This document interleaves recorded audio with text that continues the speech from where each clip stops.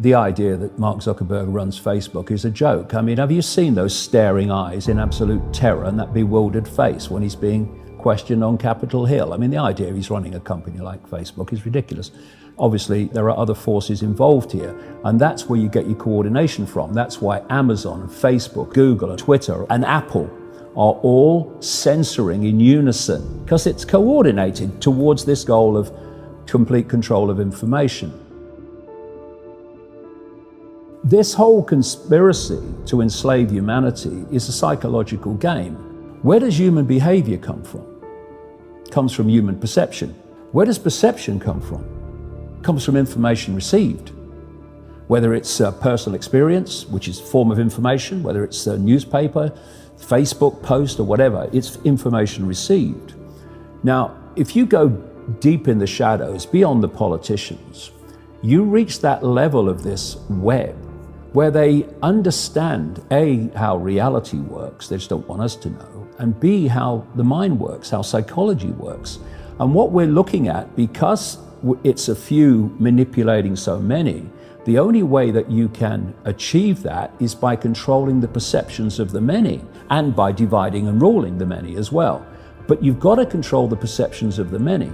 And to do that, you control information. How long could you live without your smartphone?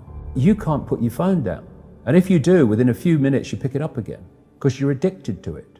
So are you controlling that bit of technology in your hand, or is that controlling you? That's controlling you. People became addicted to Facebook, and Google became by far the biggest search engine. Then came the point where, yes, the internet is the central pillar of human society, and it's now irreversible. Who you're going to go to if not them? Who are you going to go to get any numbers watching your videos if not YouTube, owned by Google, of course? So now we're in a position of power and strength. Now the internet's going to become what it was always planned to be. Now Facebook and Google and Twitter and Amazon are now going to be what they always planned to be, which were gatekeepers on the information that people can see and hear. And because of that, human perception is increasingly being given a narrower and narrower band of information from which to form those perceptions, so perceptions are being manipulated. They had to get the internet to a point where it was the central pillar of human society. The central pillar of where all our information came from, the central pillar of control. This is why we now have the Internet of Things, where billions of pieces of technology, everything from your fridge to your car to your telly, are connected to the internet. We've been through a process of preparation, of getting people, first of all, stage one, addicted to technology that they hold, holdables, smartphones, tablets. That's basically achieved. You just have to walk through a city and you see the addiction. And they're targeting specifically the young. Why? Because the young of today and the children of today are going to be the adults when they want to bring this AI connection in full blown. For that to happen, they have to get people addicted to technology to the point where they'll accept it and where it's the most natural thing in the world. I'm coming up 67. I was born in 1952, so I have a compass. I know what the world was like before.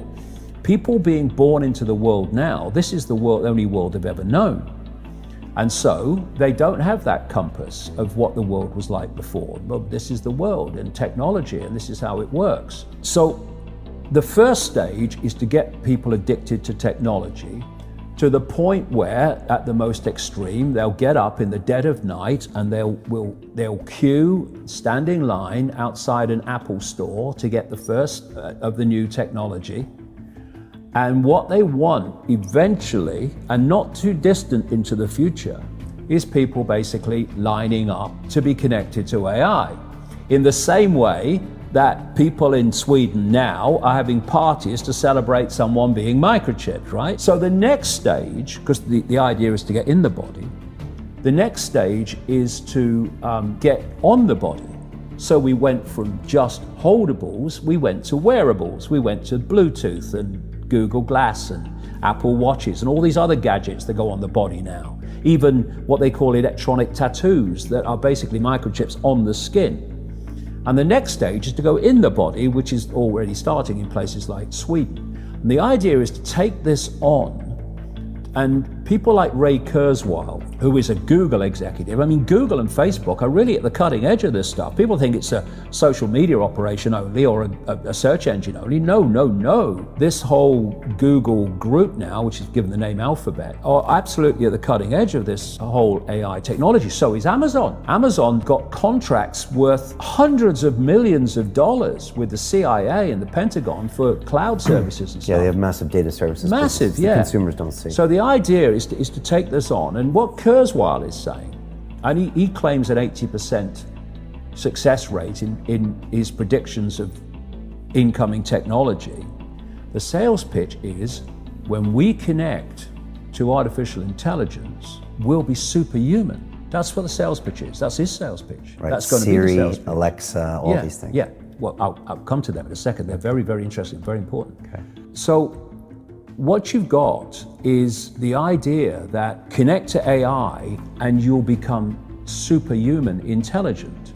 No, you'll become subhuman intelligent. You'll become a vehicle for artificial intelligence. And whoever controls artificial intelligence will control the perceptions of every mind that it's connected to. These Alexas and these Echoes and these so-called office assistants or personal assistants, you start to interact with them as if they're human. And now they're bringing in internet-connected toys for kids, even little kids, and Barbie dolls. They can actually have conversations with artificial intelligence. They're now bringing in these synthetic robots that are looking more and more like humans, a lot of them coming in from the East. And this is a whole psychological process of familiarizing us with artificial intelligence, to getting people to interact with it until it becomes the most natural thing in the world. What, is this a positive thing? What if it makes us live better lives? Could it be? Well, if you want to use artificial intelligence to make things happen in a more efficient way, well, there's an argument for that. But that's not an argument for connecting AI to the human brain and the human perceptual processes so that artificial intelligence becomes those processes. And I'm not just saying that. Ray Kurzweil says this: by 2030, the connections will start to be made between artificial intelligence and the human brain. And the human brain will be connected to what he calls the cloud. Another name for this is the smart grid, basically to artificial intelligence. And he says this too, because his sales pitch is it will be fantastic, it will be superhuman, that as time passes, artificial intelligence will be more and more of human thinking and human perception until basically it's the totality of human thinking and human perception, at which point we won't be human anymore in terms of the consciousness processes we are using today. We will be artificial intelligence. And this is the assimilation I'm talking about. And the point is that if you are connecting the human mind to a grid, a global technological grid, that grid can be centrally controlled. It will take at the center point very, very few people to run it, and even fewer to decide how it's run. I have a kind of very simple rule of thumb. When people say to me, well, what are the areas that are of the agenda? And I say, look at anything you cannot have an alternative opinion about. Look at any subject where to say something different from the official narrative, you're going to get abuse, you're going to get called a Nazi, an ist of some kind, and you're basically going to get shut down. They are the key areas of the agenda, or many key areas of the agenda. And see, this is the whole point.